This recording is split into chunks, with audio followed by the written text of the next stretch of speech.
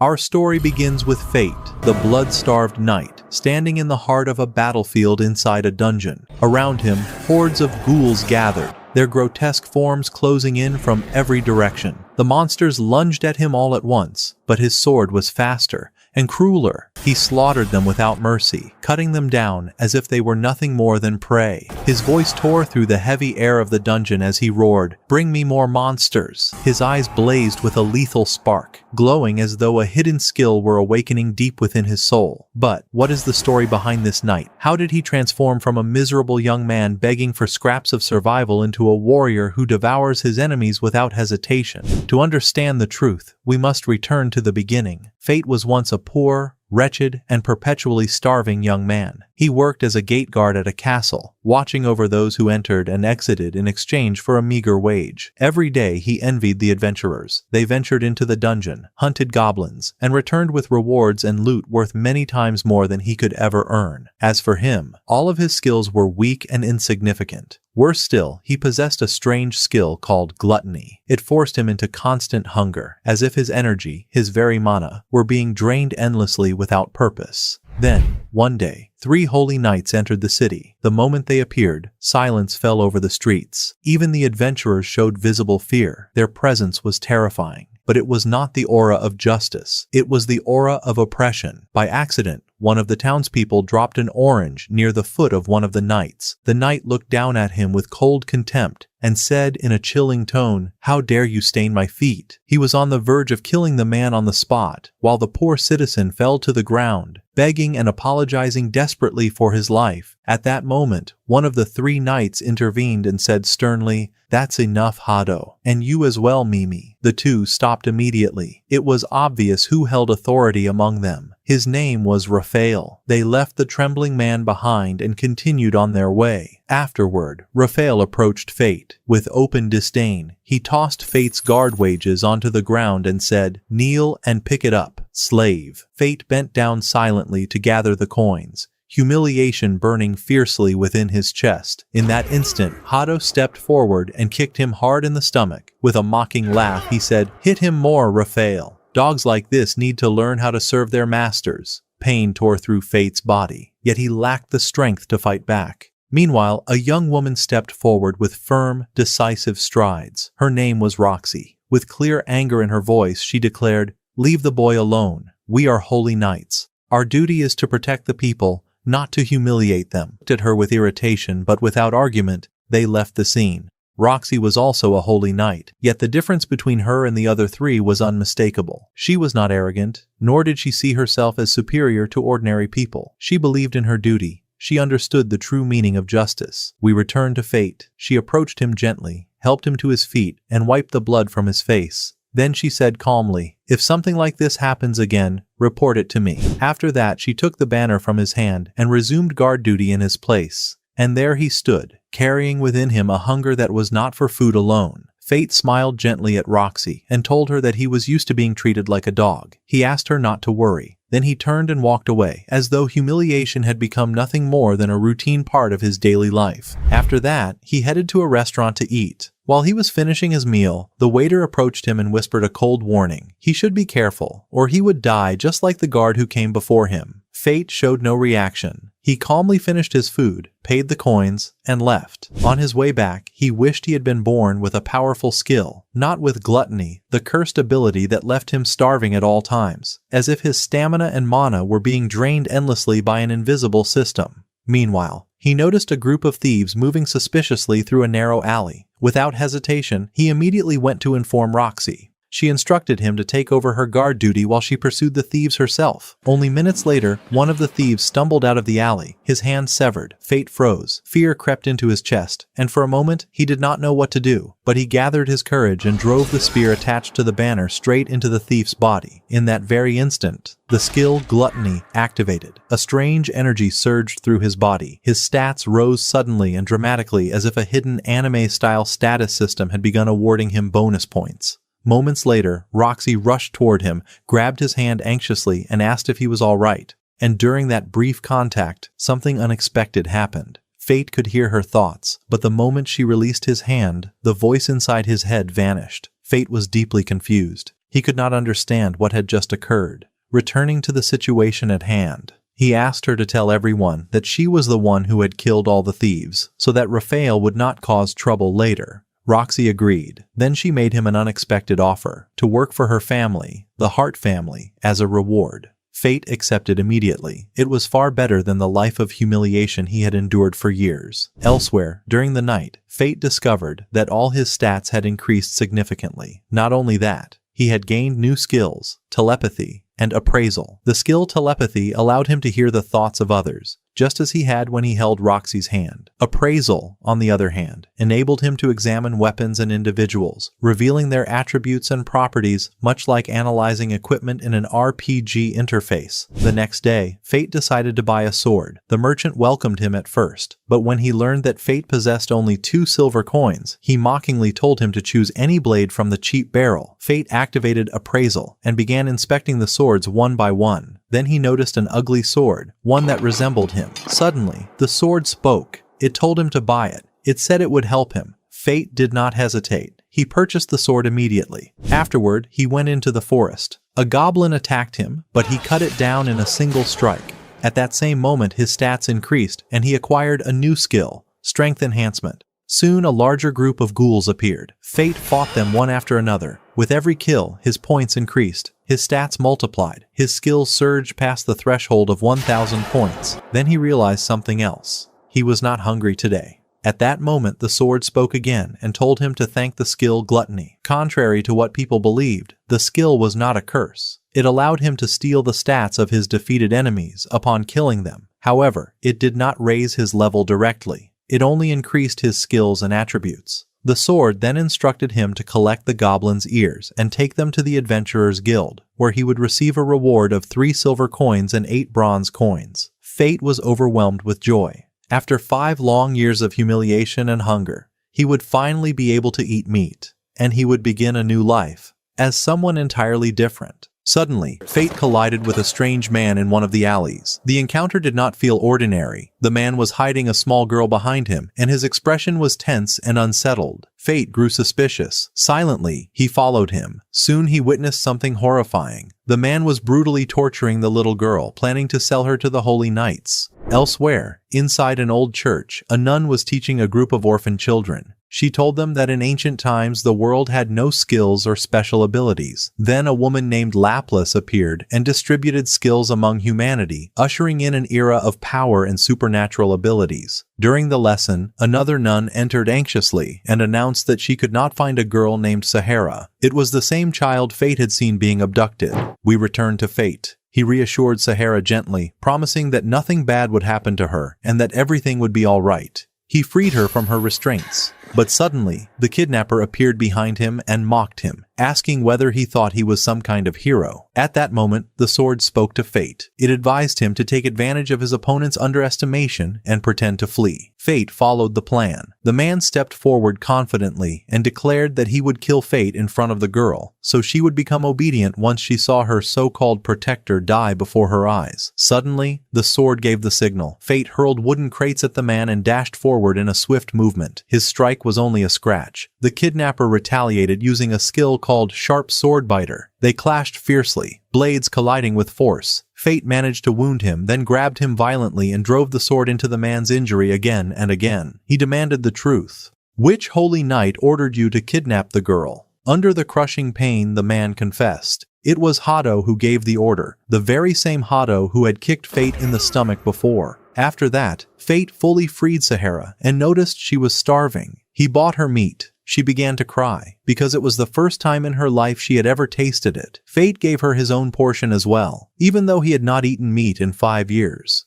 A genuine happiness appeared on her face. We returned to the orphanage. Sahara thanked him warmly. Fate smiled and told her words his father used to repeat to him long ago. No matter how harsh the circumstances may be, optimism is the beginning of the solution. He gently patted her head in farewell and left. The next day, Fate wore new clothes suitable for his new position and headed to the Hart family estate. There, he met Roxy. He was not skilled in romantic conversation. Instead of remaining silent, he directly complimented her beauty and her hair. Her face flushed red in embarrassment, and she responded with a compliment of her own. After that, she took him to her father's grave. He had been killed 5 days earlier by a holy dragon. Strangely, that dragon had not left its lair for over 1,000 years, yet it emerged suddenly, killing her father and every warrior who accompanied him. Fate felt deep sorrow for her. Roxy declared that she was now the head of the Heart family. She then introduced him to the head maid, Aaron. They honored him with a feast of meat and presented him to the rest of the servants.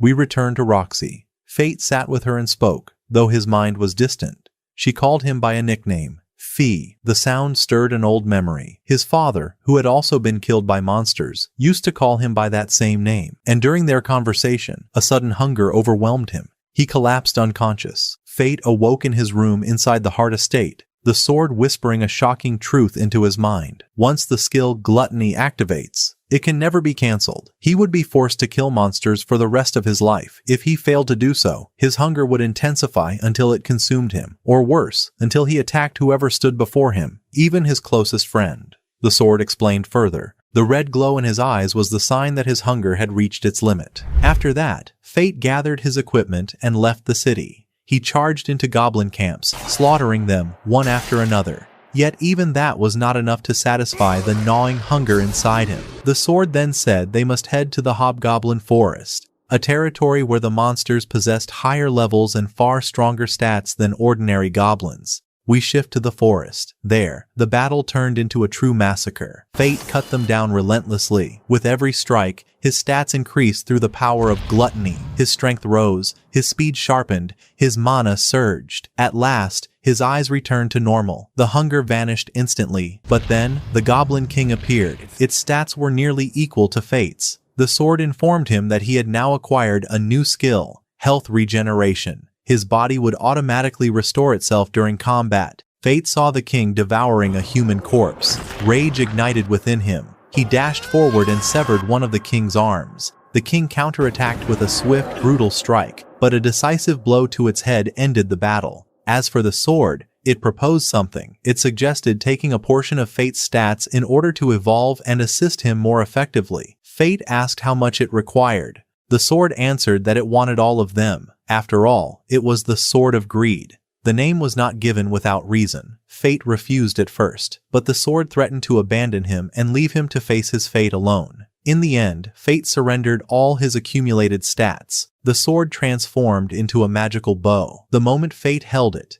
arrows of pure mana manifested and fired automatically toward the goblins, annihilating them with precision. He took the ear of the Goblin King and placed it at the entrance of the orphanage, so they could sell it and buy food and everything they needed. The next day, a strange girl appeared at the Heart Estate's gate. Fate stopped her, only to discover it was Roxy in disguise, wearing simple clothes. She was on a covert inspection mission within the city. She asked him to accompany her. As they walked, Fate asked the sword to remain silent. Roxy misunderstood and thought he was referring to her. He quickly apologized and assured her that she was not annoying. She then asked to see his sword. The moment she examined it, she suggested that the Hart family's blacksmith inspect it. We returned to the marketplace. Roxy asked a merchant if she could taste some grapes. He told her they came from the Hart family's farms. Fate was deeply impressed by the taste. Roxy nearly exposed herself when she accidentally said, "our farms," but Fate saved the situation by claiming he had a relative who worked there.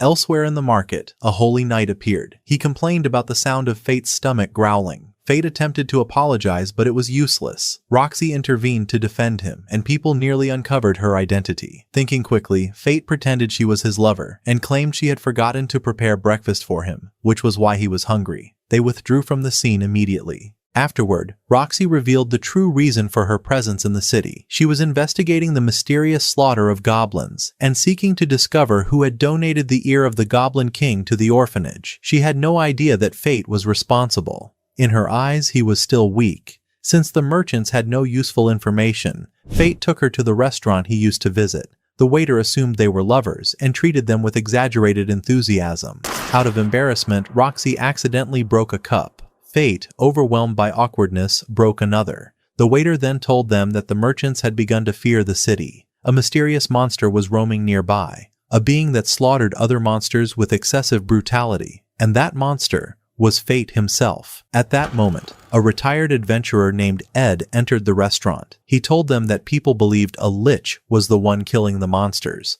The Lich was a terrifying spectral entity with a legendary reputation in this world, an undead calamity spoken of in rumors and guild records alike. Because of this theory, the Holy Knights had decided to dispatch a special unit to eliminate that monster, which in truth was none other than Fate himself. Fate felt fear, not fear of the Holy Knights, but fear that Roxy might see his eyes glowing red when gluttony activated. Meanwhile, a group of adventurers appeared in the marketplace. One of them dared to harass Roxy. With a single strike of her hand, she knocked him to the ground effortlessly.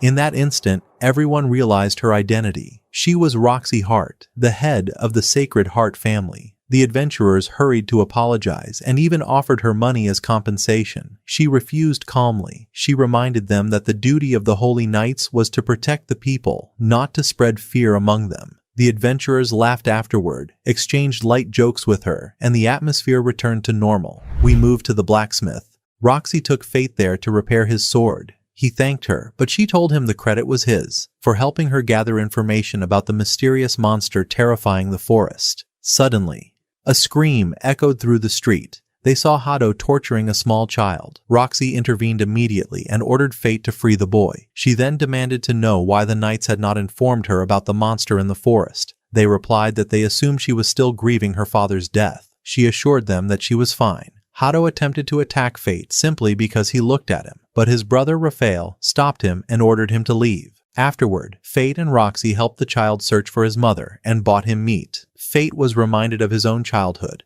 when he had once been lost and a holy knight had helped him.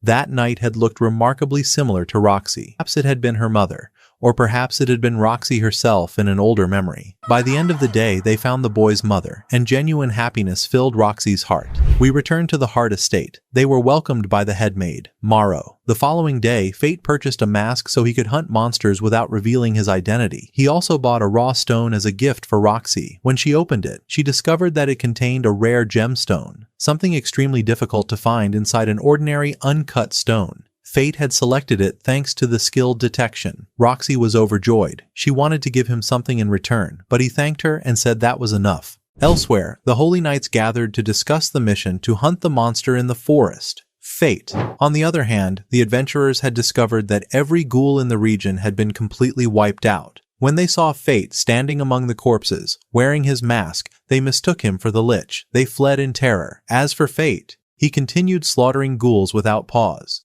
His goal was not to spread fear, it was to develop his skills and increase his stats before the inevitable confrontation with the Holy Knights. At a later time, Roxy Hart took Fate on a mission to the Hart family's vineyards. There, he met her mother, Aisha Hart. She welcomed him warmly and asked him to come closer. Then she posed an unexpected question. What did he think of her daughter Roxy? The question embarrassed them both. However, Aisha was not asking about romance. She wished to know how much he respected Roxy and what place she held in his heart. Fate answered with unmistakable sincerity. He said that he wished to serve Roxy until the last day of his life. Roxy's face turned even redder at his words, and she quickly retreated to her room. Aisha then revealed that Roxy had cried often as a child and had once been afraid of physical affection, but Fate replied that Roxy was now a great holy knight, loved by the people, who cheered her name wherever she went. We returned to Roxy. She stood before a portrait of herself with her late father. Memories surfaced, how he had taught her swordsmanship, how she once told him that she wanted to become a holy knight who would spread joy among the people, just like him, and he had always encouraged her. Afterward, Fate assisted briefly with the grape harvest. One of the workers invited him to drink fresh grape juice. During their conversation, the worker explained that during harvest season, monsters known as kobolds would appear, hiding beyond the mountain.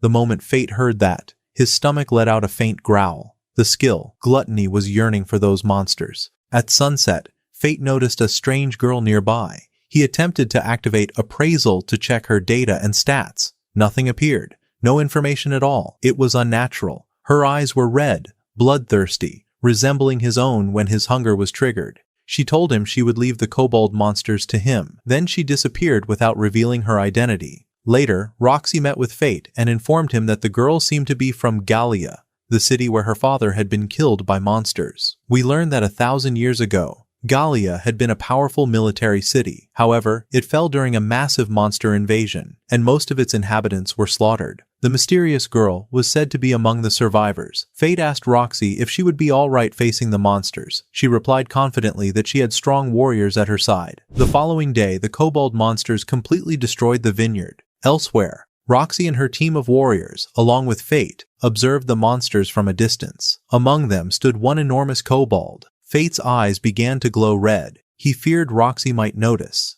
When he used appraisal on the creature, he discovered it was level 50. Despite the danger, Roxy promised the villagers she would eliminate it. She ordered the civilians to evacuate to a safe location. Since preparations for battle would take a full day, Fate used the opportunity. That night, he slipped away alone to confront the kobolds. He summoned his magical bow. Arrows of pure mana materialized and fired, cutting down kobolds one after another. He then aimed at the kobold leader, but the creature used one of its subordinates as a living shield. Fate switched weapons, returning to his sword. He dashed forward and cut down 2 kobolds with a single strike. Yet his stats were still insufficient to confront the leader directly. 2 weaker kobolds remained beside it. He eliminated one with an arrow, but the leader blocked the second shot. Switching back to his sword, he attacked again. The leader activated a skill called Destruction Punch, a blow capable of crushing internal organs. Fate narrowly evaded it. However, the remaining weak kobold managed to wound him. Fortunately,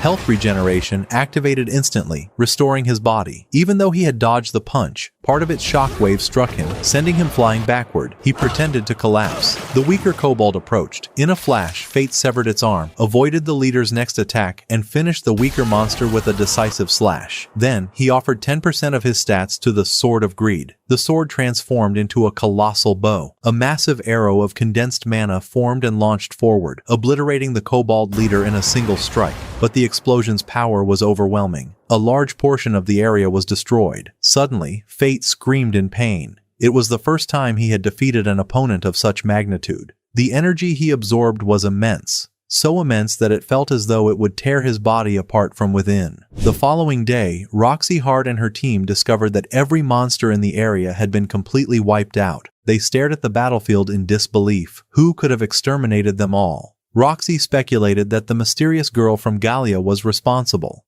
Elsewhere, Aisha Hart, Roxy's mother, entrusted her daughter to Fate. She asked him to look after Roxy and protect her. Her illness had worsened. Her remaining days were few. Afterward, Fate returned to the city alongside Roxy. He realized something troubling. Ordinary goblins were no longer enough to satisfy gluttony. Quietly, he wrapped a bandage over one of his eyes. At the restaurant, he learned that Hato had been selected to join the Hands of the Lich campaign, a special operation to hunt down the Lich, who was none other than Fate himself. Meanwhile, Raphael appeared pleased that Roxy had volunteered to go to Gallia, the very city where her father had been killed. It seemed less like coincidence, and more like a calculated attempt to eliminate her and the Hart family. Fate tried to persuade Roxy not to go. She refused firmly. That night, instead of remaining at the estate, the Lich appeared before Hato and his squad, cloaked in darkness. His presence was anything but reassuring. The warriors asked Hato for permission to kill the Lich. He granted it. They attacked all at once. Fate defeated them using Destruction Punch, incapacitating them without killing them. He tortured the remaining fighters briefly before withdrawing. Only Hato remained. Hato challenged the Lich mockingly. Then, Fate removed his mask. Shock spread across Hato's face as he realized the truth. The Lich was Fate. Fate offered no explanation. Hato trembled in fear. Fate ordered him to show the power he had once boasted about so arrogantly. Hato sneered and asked whether Fate's sword was stronger than the sacred blades of the holy knights. Fate answered with cold contempt. Hato launched a magical attack,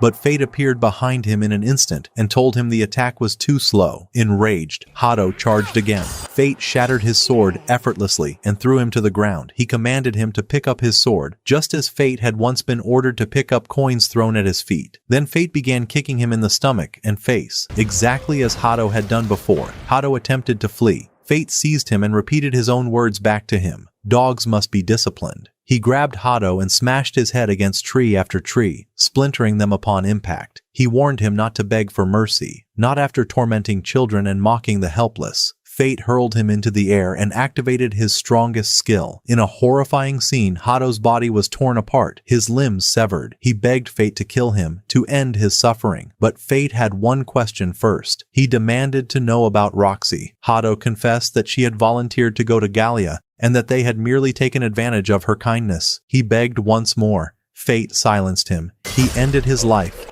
and stole his skills through gluttony. In that moment, Fate's classification rose. He had become a holy knight, yet he felt disgust at the thought of carrying that title. So he surrendered all his stats to the Sword of Greed. The weapon transformed once more into a new blade, darker and far more powerful. The following day, Roxy Hart prepared to depart on her expedition to Gallia. She bid farewell to everyone, assuring them that the mission would not exceed 3 years before she returned. 3 years. Only 3. Yet it felt like an eternity. Fate refused to let her go alone. Although Roxy instructed Aaron, the head maid, to take care of him, Fate refused to remain behind. He decided to leave the Hart family estate and follow her, determined to protect her no matter what. Soon after Fate departed, he gathered all the money he had earned thus far and prepared for the long journey ahead. We shift to Gallia. Roxy arrived and delivered a speech before the kingdom's soldiers, encouraging them to join her in slaying the sacred dragon that had murdered her father. The moment she finished, a girl named Miria stepped forward and declared her full support. Then a man named Mugan joined them. At first, Miria mocked him, assuming he was a reckless warrior seeking to test his strength against a dragon. However, it was revealed that he had once fought alongside Roxy's father. He had come to avenge him.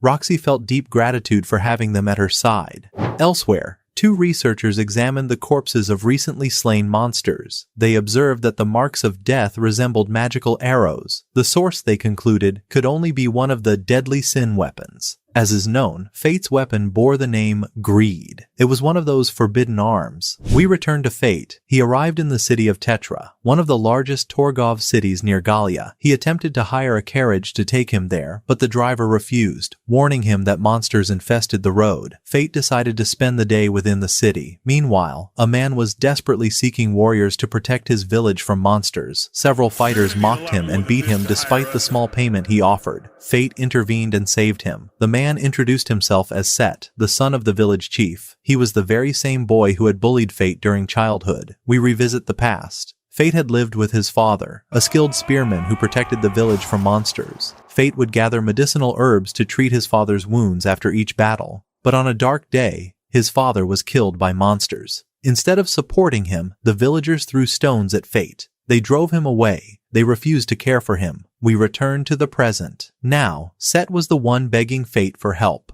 The roles had reversed. Fate agreed, partly out of lingering humanity, and partly because gluttony longed for new monsters to devour. When they arrived at the village, the chief mocked Fate and dismissed him as useless. He declared that he would search for another warrior the next day. But the villagers feared the village might not survive until then. The chief even suggested sacrificing Fate if necessary. Fate nearly attacked him, but Set pleaded with him to let it go. He offered Fate a drink, and it became clear that Set had truly changed. His wife had been killed by monsters. Now he lived only for his young daughter. A faint sense of forgiveness stirred within Fate. He asked Set to describe the monsters. Set explained that they were unlike any they had faced before. They could fly. Set then left to prepare food for Fate. Meanwhile, the hunger began rising once more. A signal. Another battle was approaching. At that time, the Sword of Greed informed Fate that the approaching monsters were called gargoyles. They were intelligent predators, hunting in organized packs, coordinating their assaults with discipline akin to military tactics. Fate was eating the sweets given to him by Set's daughter and playing with her for a short while. He was also finishing the meal Set had prepared for him.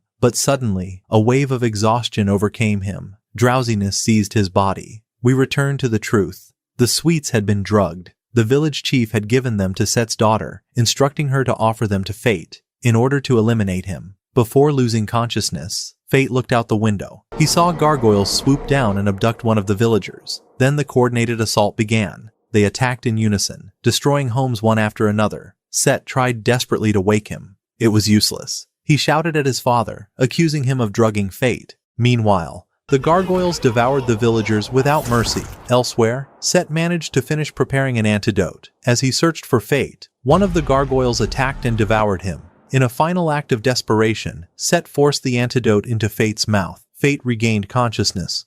Set explained everything and confessed that his father had planned the drugging. He apologized. Fate replied calmly, Set should remain inside. He would handle the rest. When Fate stepped outside, he witnessed true devastation. Houses reduced to rubble, flames devouring timber, charred bodies, people being eaten alive. He activated appraisal and checked the monster's stats. Level 27. The problem was not their level, but their ability to launch fireballs capable of incinerating everything in sight. Chose to wield his scythe. Even so, deflecting the fire proved difficult. The gargoyles gathered together, preparing a unified fire assault. At that very moment, Fate hurled the scythe into their midst. In a single sweeping arc, it cleaved through them all.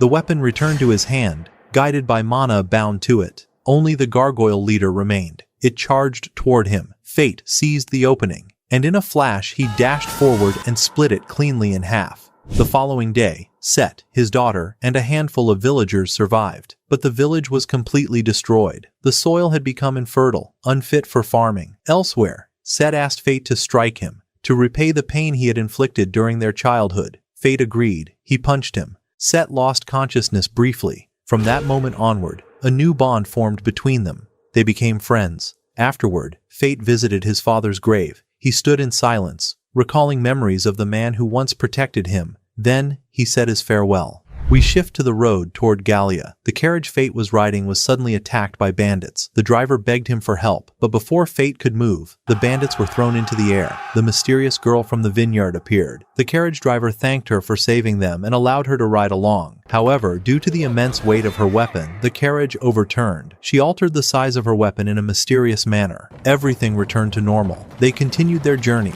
She appeared fatigued. She told Fate her name was Mine. Her sin was wrath, and her weapon was sloth. The two sat together and spoke for a while. As their journey toward Gallia grew more complicated, the presence of darkness surrounding them became ever clearer. After that, Fate and Mine arrived in the city of Gallia. The carriage driver handed 3 gold coins to Fate as a reward for protecting the convoy, but Mine immediately took them, claiming that she was the one who had saved the carriage in the first place. Her confidence bordered on arrogance. Overcome by exhaustion, Mine fell asleep while standing, leaning against Fate's shoulder. Fate carried her on his back and began searching for a place where they could stay. As he walked through the city, he noticed something strange. Every person in Gallia bore a different mark on the back of their neck. We shift to another scene. The holy knight in charge of the city was named Rudolph. On the surface, the citizens appeared to admire him, but the truth was entirely different. He had divided the population into rigid social classes.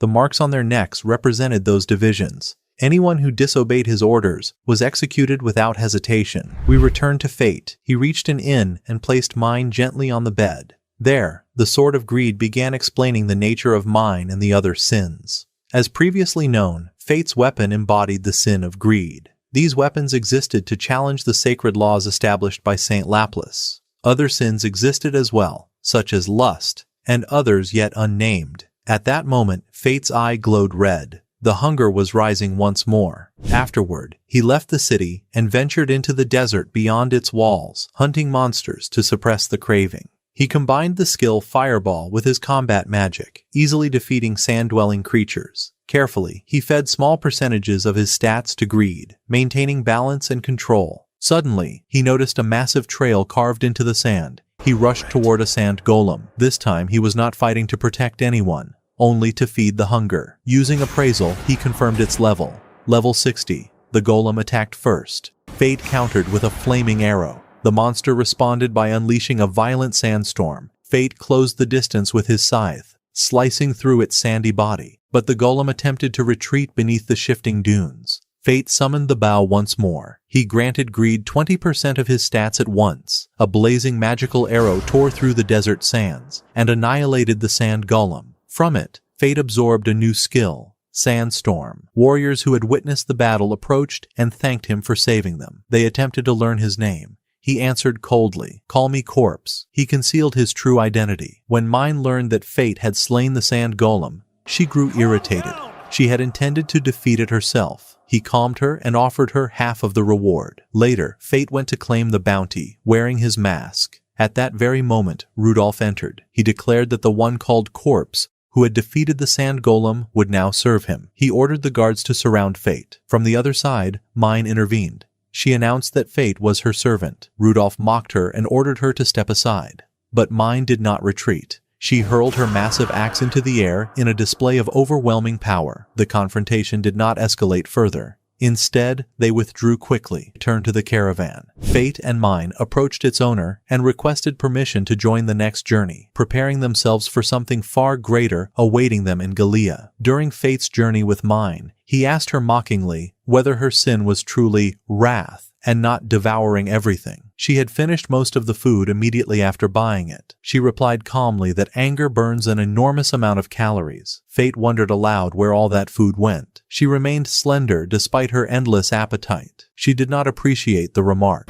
She struck him hard enough that the carriage nearly broke apart. While it was being repaired, she climbed toward the nearest village, and Fate followed. Upon arrival, Fate sensed something unusual. The village was too quiet. He realized that someone powerful must be protecting it. He asked the village guard for permission to stay until the carriage was repaired. The guard agreed, but only after testing him. Fate attempted to use appraisal to read the man's stats. The man spoke first. "My level is 1, he said, but my strength exceeds 2 million. Fate was stunned. The duel began. They exchanged blows swiftly, but the old man disarmed Fate with ease. Fate assumed this meant rejection. Instead, the old man offered to train him. Fate was confused. The old man explained that although Fate possessed immense power, he lacked proper control over both his strength and his skills. He intended to pressure him until he reached his true limit. Fate replied that he had no limit. The old man smiled and asked whether he would accompany him or not. Fate agreed, despite lingering doubts. Free training was not something one refused. The old man introduced himself as Aaron. When Mine arrived, Aaron recognized at a glance that she too was a formidable warrior. He allowed them to stay. The following day, Aaron trained Fate to fight without a sword. He attacked him with rapid strikes and taught him that a relaxed body multiplies speed.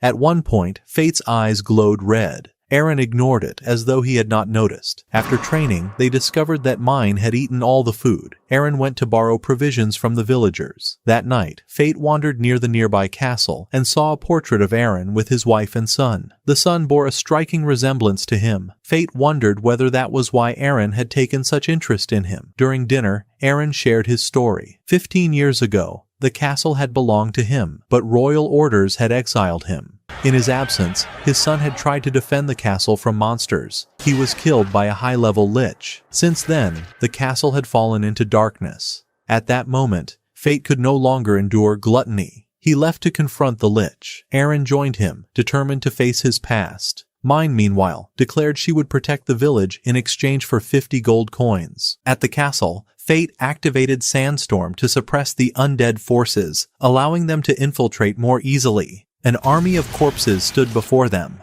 Aaron held them off while they entered the main hall. There, Aaron froze in shock. His wife and son stood before him, alive. They claimed they had never died. The Sword of Greed informed Fate that it was illusion magic. They were dead in truth. The son attacked. Aaron's heart wavered, but not for long. He understood. Fate could not kill them himself. If gluttony devoured their souls, they would never find peace. He left the task to Aaron and went in search of the lich. While Aaron fought his son, Luke, with a heavy heart, Fate located the lich. Using the techniques he had learned in training, he attacked with precise movements. The lich summoned waves of corpses. Fate could not eliminate them entirely. Aaron intervened, severing their tendons and immobilizing them. He attempted to purify the lich with his own power, but it was not enough. Fate drew Luke's sacred sword. Together, they activated a shared holy skill. Their energies merged. The lich was erased from existence. At last, Aaron bid farewell to the spirits of his family. The lingering spirit of the lich attempted one final strike, but Fate destroyed it completely and absorbed its soul. His eyes returned to normal. Gluttony was satisfied, and the remaining souls were finally allowed to rest in peace. Afterward, Fate and Aaron left the castle. Aaron wondered aloud which of them had displayed greater power in that battle. Then they returned to the village. There, Mine appeared irritated, but Aaron handed her the gold she had demanded, and even added more. He studied her for a moment and remarked that he remembered seeing her before. We returned to the past. It was revealed that Aaron had met Mine 50 years ago. Yes, 50 full years. At that time, Mine had told him she was not human, but a phantom, an existence beyond mortal lifespan, with a mission she was destined to fulfill. Back in the present, Eren noticed that Fate's eye had returned to normal. Fate attempted to avoid the subject, claiming that his eye changed whenever his thirst for monsters intensified. Eren responded calmly that he understood such matters. He then asked Fate to return to him after completing his mission. There was something important he wished to discuss. Elsewhere, Raphael and his sister possessed a stone capable of healing any wound. At the same time, news reached him of his brother Hato's death. Raphael swore revenge. We returned to the journey. Fate and Mine continued traveling. At times, she fell asleep resting against his lap. Meanwhile, Roxy arrived at the castle Fate had previously liberated. Eren welcomed her respectfully and declared that meeting the head of the Hart family was a great honor. The Hart family was one of the 5 greatest noble houses. So too was the Flick family, to which Raphael belonged. Roxy asked how the castle had been freed from the Lich's rule. Eren told her that a young man had assisted him, but he refused to reveal the name, honoring a promise he had made. Soon after, Eren learned that Roxy's father, Mason, had been killed by monsters. His expression shifted. It seemed Mason had once been a dear friend. Eren offered Roxy harsh training to prepare her for the dangers of Gallia. She accepted without hesitation. We returned to Fate. He finally arrived in Gallia. Mine revealed that she had been born there. Fate was astonished. The city had existed for 4,000 years. She offered no further explanation. Instead, she walked toward a massive egg. It was revealed to be an ancient weapon once used by the people of Gallia, a colossal cocoon in which different types of monsters had been placed. It had been a failed experiment. Mine told Fate it was time to repay his debt and fight beside her. Fate used appraisal on the cocoon. Its power exceeded 2.5 million. Inside were numerous monsters possessing various skills. Mine launched the attack. A girl appeared within the cocoon. The cocoon transformed into a gigantic monster. Fate noticed the girl's eyes were red. He said he could not kill her. If gluttony consumed her soul, it would never find peace. Mine replied that appearances were deceptive. She was not human, but a monster. The creature unleashed a wave of boiling flames. Mine blocked the assault. She told Fate to split their attack. She severed one of the monster's arms. Fate attempted to use petrification arrows, but they failed. The creature regenerated its limb and removed the petrification effect. Mine attacked again, but the monster evolved. Wings sprouted from its back. She told Fate to retreat. He refused. Fate entered the state of gluttony. The hunger seized control. He asked Mine to assist him. The monster released explosive feathers from its wings. They deflected the barrage. Fate attacked with his bow once more, and this time succeeded in petrifying the creature entirely. Mine slammed it to the ground, yet the monster activated a defensive barrier skill.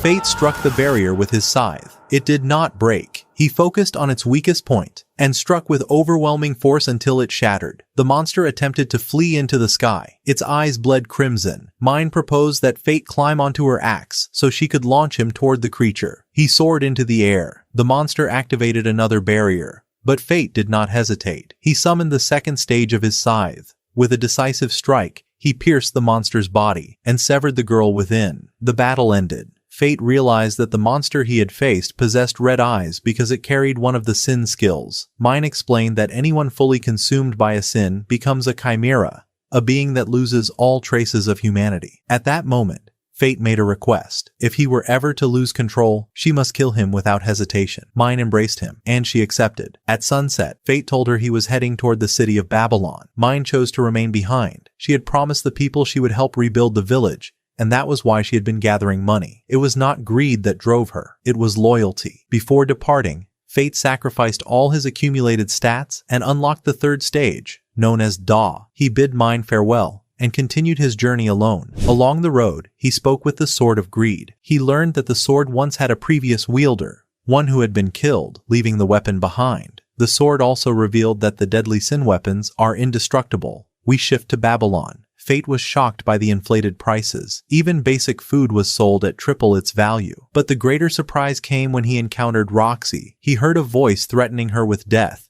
The threat came from a blue-haired girl whose presence radiated hostility. The following day, Fate reflected on Babylon.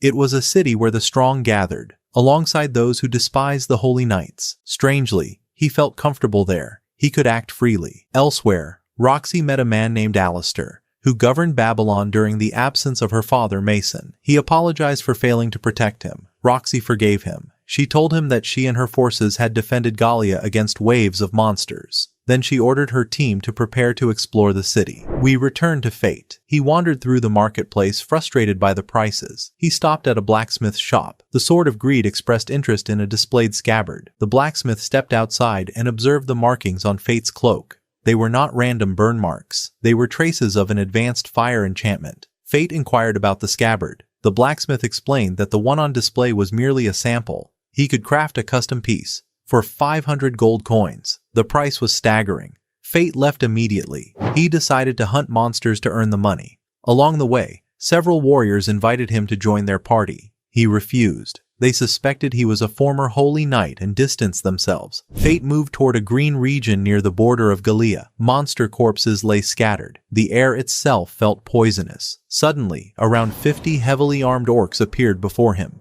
Before he could act, a squad of warriors rushed in and engaged them. Fate chose not to interfere, but when a second wave of orcs emerged, he attacked. They fired flaming arrows at him. He summoned his shield and deflected the barrage. Activating the skill, Shield Rush, he advanced, blocking and killing simultaneously. His stats surged. They surpassed 2.5 million. He was surprised. This time he had not lost control. Aaron's training had strengthened his mastery. Fate collected the orc's ears as proof and headed toward the guild to claim his reward. The entire guild hall fell silent. No one could comprehend how a single individual had annihilated that number of orcs alone. One of the knights who had appeared earlier stepped forward in fury. He sneered that Fate had no right to steal their prey. He lunged forward, attempting to snatch the orc ears from him. Fate caught his wrist firmly, pulled him close, and whispered mockingly that anyone who truly believed himself strong would not need to hide behind arrogance. The confrontation ended quickly. Within moments, Fate slammed the attacker to the ground. He moved with blinding speed, striking the rest of the squad one after another. One of them tried to stab him from behind with a dagger. Fate deflected it effortlessly, then delivered a devastating blow below the waist that permanently ended the man's combat career.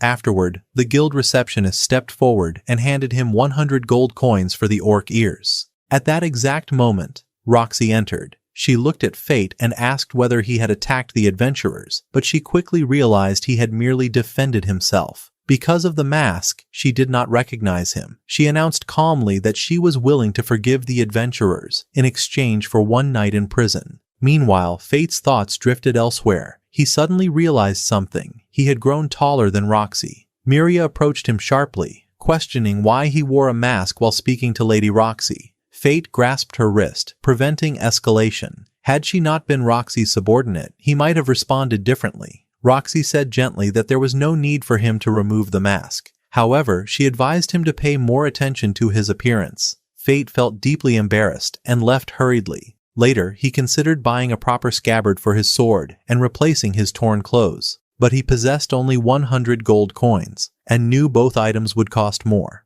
Elsewhere, he encountered the blacksmith again. The man introduced himself as Guide Stratos and explained that he had opened his shop only 3 months ago. He was searching for a capable warrior to use his equipment and showcase the quality of his craftsmanship. Fate seized the opportunity and agreed immediately. Free equipment was not to be refused. After donning the new gear, his appearance became imposing. Yet his satisfaction was short-lived. The blacksmith informed him that the total cost was 80 gold coins, and that half could be paid up front. Afterward, Fate headed toward the nearest restaurant. A large crowd had gathered, not because of the owner, but because of a mysterious girl seated inside. She was the same girl who had threatened Roxy before. Strangely, Fate could not avert his gaze from her. Though he wore his mask, she approached him directly and said she had been waiting. Fate froze when she called him by name. She introduced herself as Eris. She invited him to drink juice and told him the mask had no effect on her. With every glance she gave, he felt an irresistible pull. Her lust skill caused people to fall for her unconsciously, even without her intent. Fate asked directly what she meant by saying she had been watching him from the beginning. Her answer was chilling. She had observed him since he was a poor boy, up to the moment he killed the guard and activated gluttony. She recounted details of his life without a single error. Then she told him that the monster he had defeated in Gallia was not unique. There were more of its kind. Fate was stunned. He had struggled immensely to defeat just one.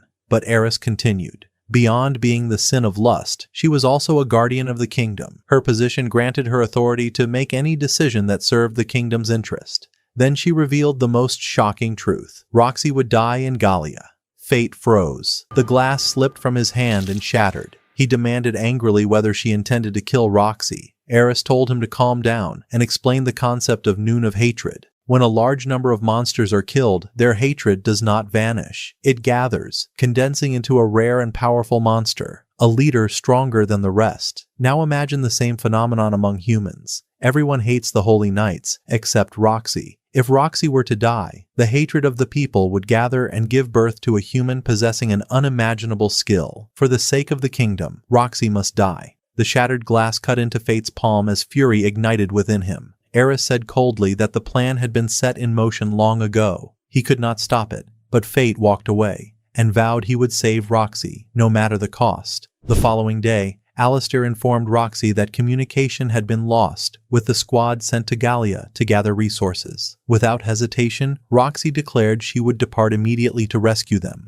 At the same time, the blacksmith informed Fate that crafting the ideal scabbard required a rare type of crystal, one that the missing squad had been sent to retrieve. In other words, Fate would also be heading to Gallia. The blacksmith handed him a map marking the crystal locations. They were the same destinations Roxy was traveling toward. We shift to Roxy and her team. They entered a region where compasses malfunctioned, spinning erratically. They could no longer determine direction. Mugan suggested using the stars, but clouds concealed the sky. Roxy decided to follow monster tracks. The greater their number, the closer they would be to Gallia. We return to Fate. Suddenly, he lost consciousness briefly. He saw the Chimera. He saw Hado. He saw every monster he had killed, dragging him into a swamp of blood. He awoke in terror. He sensed numerous rare monsters nearby. He activated night vision and prepared for what was coming. Elsewhere, Fate had already identified the monsters before him. 4 salamanders. He released an arrow from his bow toward one of them. Yet something felt strange. They did not flee. They did not attack. They simply observed. Fate narrowed his gaze and followed them cautiously. We shift to Roxy and her knights. The salamanders ambushed them. Flames erupted in every direction. Alistair was injured amid the chaos. Miria charged forward with her blazing sword, but the fire had no effect on the salamanders. They repelled her effortlessly. It became clear they were specifically targeting Roxy and Miria. At the critical moment, Fate intervened. He descended upon them, splitting one in half. He raised his shield, blocking incoming flames, then cut down the remaining salamanders with swift precision. Mugan and Miria thanked him for saving them. They still did not know he was Fate. To them, he was merely the masked warrior known as Corpse. But Fate was not satisfied. He noticed strange markings carved into the salamanders' bodies, as though someone or something was controlling them. Soon after, they arrived at the Great Valley, their destination for retrieving the rare crystals needed to craft the sword scabbard. While Roxy spoke with Fate, Miria suddenly stepped between them and pulled him slightly aside. She grabbed his hand. In that instant, Fate heard her thoughts through telepathy. She was insulting him sharply within her mind. He ignored it silently. During this, Fate spotted Eris in the distance. He followed her discreetly. Behind her, he saw a chimera and 3 others. He understood immediately. Eris had set them in motion to target Roxy. Then he heard the sounds of battle erupt from Roxy's direction. He rushed back. 3 chimeras were attacking her team violently. Mugan tried to shield Miria, but the situation was deteriorating rapidly. Fate intervened, firing arrows. He quickly realized these chimeras were weaker than the one he had faced before. Their regeneration was slower, and the core within them did not house human sin-bearers, only ordinary monsters. He informed Roxy that their weak point was the core. The assault began. The chimeras engulfed the area in flames to prevent approach, but Fate possessed fire resistance. He charged forward. Roxy followed, striking directly at the exposed core. 2 remained. One attacked Miria, but she deflected its flames with her enchanted blade. Fate ordered her to check on Mugan while he and Roxy handled the rest. They launched a coordinated attack and destroyed one in a single blow, but the 3rd chimera suddenly leapt high and slammed the ground. The earth split open. Fate and Roxy plunged into a deep chasm. Fate seized Roxy before she could fall. He told her he could endure the impact, even if it did not appear so. He allowed her to lean against him as they crashed to the bottom. When he regained awareness, panic struck him. His mask was gone. Roxy was about to awaken. Without hesitation, he retrieved another mask and put it on before her eyes opened. He ignited a small flame to illuminate the darkness. They sat together within the abyss. He explained that the chimera was an ancient weapon dating back 4,000 years. She asked whether he had found the knights sent to gather resources. With sorrow, she admitted they had all died before she arrived. Then she looked at him carefully. How do you know so much about the Chimera? He answered that a girl who survived Gallia had told him the story. Roxy nodded slowly. She'd heard of that girl, the one with the massive axe who overthrew a city ruler. It was said she traveled with a masked man. She paused and looked at him. He admitted quietly that it was him. Embarrassment crossed her face. She apologized. Then she said he reminded her of someone she once knew. She had left him in the capital, yet she always felt as though he was beside her. Fate was sitting beside her now. She wondered aloud whether that person was safe. Fate replied gently, "That person is certainly happy. Who wouldn't be happy standing beside someone like you, someone who cares so deeply?" Suddenly, Fate's eyes glowed crimson. The sin of gluttony was stirring within him once more. Fortunately, he sensed a nearby presence. Without hesitation, he dashed forward. It was the same chimera that had cast him and Roxy into the abyss. He attacked without restraint. He slaughtered it mercilessly. When it fell, he noticed the same strange mark carved into its body, the identical symbol he had seen on the salamanders. Understanding dawned. Someone was controlling these monsters, and the true target was Roxy. Without warning, the cavern ceiling began to collapse. Rocks thundered down toward her. Fate lunged forward and shielded her with his body. Amid the chaos, the very crystals he had come to obtain revealed themselves among the debris. Soon after, Roxy emerged from the cavern alongside Miria. Relief filled the air. Yet in a distant corner, a young man wearing a mask similar to Fate's stood watching. His gaze carried ill intent. Later, within the city, Roxy challenged Fate to a duel. He had caused several incidents with adventurers and damage to property. Fate defended himself, explaining that they had attacked first. Roxy presented him with two choices: join them, or face imprisonment. Under clear pressure, Fate accepted the duel. He fought with his sword still sheathed. He had no intention of harming her. Despite the vast difference in their stats, her strikes were astonishingly powerful. In a fleeting moment, she targeted his mask directly, nearly exposing his identity. With stern seriousness, she told him that if he truly wished not to be defeated, he must stop merely evading and begin attacking as well. Fate then activated the sacred sword skill. His blade shone with a radiant blue aura. Roxy was startled. "Were you once a holy knight?" He denied it. "I am only a warrior." He delivered a powerful strike that pushed her back a full meter, but then he noticed the medallion hanging around her neck. It had been crafted from the stone he once gave her. For a single moment, his mind faltered. That was enough. Roxy disarmed him. She was surprised herself that she had won. She asked whether the techniques he used were learned from Aaron. She revealed that Aaron had spoken of a young man who had helped him, one burdened by overwhelming power. She was about to offer her assistance, but Fate refused. He turned and left. Yet deep inside, he felt relief. She had been worried about him. Later, Fate spoke with Mugen about the Chimera monsters. He told him that someone was controlling them. Mugen confirmed that he was aware. He came from a family of researchers. Fate asked him to have his daughter examine one of the Chimera corpses to identify the controlling force. Suddenly, Mugen misunderstood. He believed Fate intended to marry his daughter. Enraged, he chased him furiously. We shift to his daughter, Lane. She was the same researcher previously seen analyzing the aftermath of Fate's battles. She revealed that Raphael was searching for the Philosopher's Stone, a stone capable of healing any wound and granting immense power to its wielder. However, it would also seize control of the bearer's mind and body. No one knew why Raphael desired it. Back in the city, an alarm rang out loudly. A massive wave of monsters was approaching. Roxy assembled her night squad and prepared for battle. From a distance, Fate observed. He understood these monsters were ordinary, and Roxy was fully capable of handling them. But at that very moment, Fate sensed something else. Monsters. Behind them, beneath the ground. Without hesitation, he transformed his weapon into a bow and activated Violet Spiral Shot. A spiraling beam of energy tore through the earth in a drilling trajectory, detonating the ground.